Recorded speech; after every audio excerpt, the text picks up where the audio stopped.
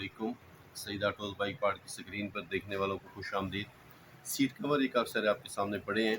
Seat cover आपको पता है कि 125 का जो 24 मॉडल है उसमें सीट को चेंज कर दिया गया है, सीट कवर भी चेंज हुआ है, सीट कवर का डिज़ाइन तब्दील हो गया है।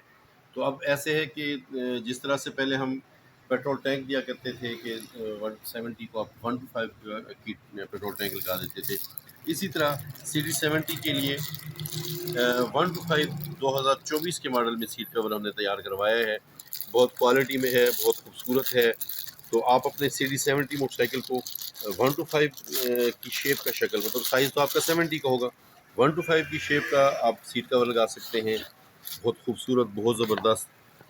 ये देखें जी, ये 125 की शक्ल का 125 2024 उसकी शक्ल की ये सीट कवर है जो आप अपने 70 मोटरसाइकिल को लगाएंगे। चाइना मोटरसाइकिल को चाहे लगा लें, होंडा 70 को लगा लें।